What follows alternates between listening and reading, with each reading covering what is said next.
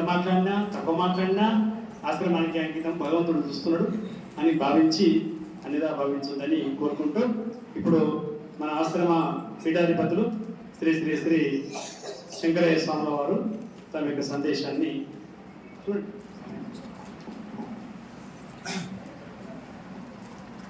సభా స్వామిజీలు మరి మీ అందరికీ నమస్కారం. నేను చెప్పబోయే అంశం ఏంటంటే మనుషుల మాలిన్యం, దాన్ని తొలగించే విధానం. దానికి ఏమిటంటే ప్రతి మనుషులు ఈనాటి సమాజంలో 195 మంది, ఈ 5 మంది మహానుభావులు లాంటి వాళ్ళు, స్వామీజీ లాంటి వాళ్ళు లేకపోవచ్చు, కానీ 95 మంది మనోకాలుష్యంతో బాధపడుతున్నారు. ఏమిటి మనోకాలుష్యం అంటే ఈర్ష, అసూయ, ద్వేషము, తాము, క్రోధము, లోభము, మోహము, మగము, మాత్సర్యం, డంబము, దర్భం, ఎన్ని ఉండాలో, ఎన్ని వికారాలు ఉండాలో అన్ని వికారాలతో మనుషులు బాధపడుతున్నారు.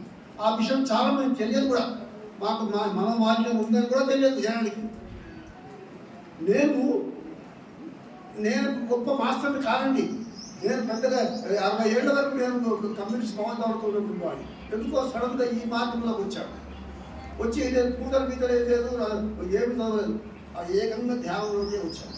అయితే నేను తెలుసుకునే అంశం ఈ 10-12 నుంచి ఈ మార్గం ఏంటంటే మనుషుల్లో మాలిన్యం అది తొలగిపోవాలంటే అది వేరే మనం భజన చేస్తాం, పారాయణ చేస్తాం, తప్పు కాదండి. నేను ప్రయోజనం దానికి ఉంది. మేము ఇవన్నీ స్థితి పారాయణ చేస్తే భజన చేసినా పుణ్యలోకాలకు పోతాం.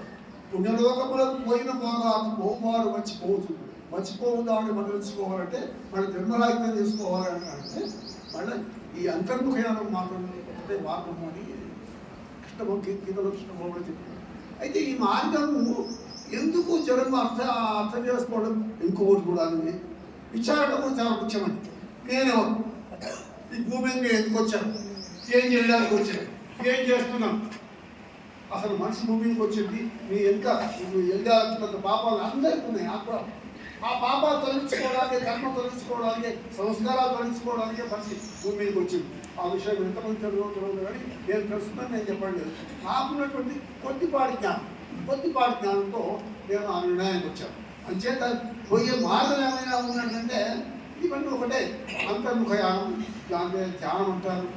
అది చేస్తే అందరూ సమాధికి వెళ్ళాల్సిన అవసరం లేదండి. ఆయన బాలి స్థితి, జగన్నాథ స్వామి స్థితి అక్కర్లేదు. అది చాలా వాడు సమాధికి వెళ్ళారు. ఏ స్థితికి వెళ్ళాలంటే మీరంతా సాధన చేస్తే కనీసం మీ స్వరూప స్థితికి, ధ్యాన స్థితికి, చైతన్య స్థితికి, చిన్మయ స్థితికి, సూర్య స్థితికి, మరి పర్యాయ పదాలకు పేర్లు ఉంటాయి అనుకోండి. ఆ స్థితికి వెళ్తే సాధారణంగా ఒక 3 ఏళ్ళు 3 రోజులు 30 నాలుగైతే 33 ఏళ్ళు పట్టింది. అయితే అది నేను ఇట్లా కూర్చుంటే ధ్యానస్థలోకి వెళ్ళిపోతాను. రాత్రి భజన వెళ్తే రేపు ధ్యానస్థలోనే వెళ్ళిపోయారు. చేత నేను చెప్పే అంశం చాలా ముఖ్యమైనదండి.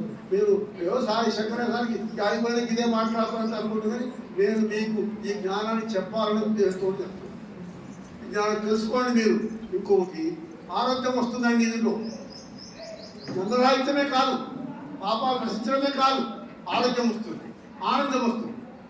ధ్యానస్థలోకి నుంచి ఈ శూన్యస్థలోకి వెళ్ళిన తర్వాత కూడాను లోన్ నుంచి ఓంకార నాదాలు, దశరథ నాదాలు పడుతుంది. ఆ నాదాలు వింటున్నప్పుడు నీకు కలిగేటి ఆనందం అది మాటలతో చెప్పడానికి రాలేదు. నేను అనుభూతి చెప్తాను పని కాబట్టి నేను చెప్తున్నాను. Nothing is impossible for mind. మనిషికి మానవ ప్రయత్నానికి అసాధ్యమైనటువంటి ప్రయత్నం ఏమీ లేదు. ప్రయత్నం అందరికీ అన్నీ వస్తాయి, కానీ మన దాంట్లో శ్రద్ధ పెట్టడం లేదు. కాబట్టి నేను చెప్పిన మార్గాలకు చాలా తక్కువ మంది వస్తారు. అయినా నేను నిర్మాణ మాట మీద చెప్పదలుచుకున్నాను. ఒకవేళ మానవ జన్మ ఇంతటితో ముగిస్తే ఎవరేమనుకున్నా పర్వాలేదు. నేను చెప్పే విషయం ముక్కుసూటి మనిషి గారు చిన్నప్పటి నుంచి ముక్కుసూటి మనిషి అందుకొరకు యథార్థవాద లోకంలో జన్మ చేత ఈ జన్మ ముగించినట్టయితే ఇట్లే వెళ్ళిపోతే మేము పారాయణ చేస్తున్నాము, అదే చేస్తున్నాము, భజన చేస్తున్నాము, అన్నీ చేస్తున్నాము, మొక్కుతున్నాము అంటే ఈ జన్మ వృధా చేస్తున్నట్టు లెక్క. నేను ప్రైవేట్ తర్వాత కనుక మీరు ఎవరన్నా సందేహం ఉంటే నేను చర్చించడానికి సిద్ధంగా ఉన్నాను. కాబట్టి మీరంతా ఎంత త్వరగా ఈ మార్గంలోకి వస్తే అంత మంచిదని భావిస్తూ తెలుసు.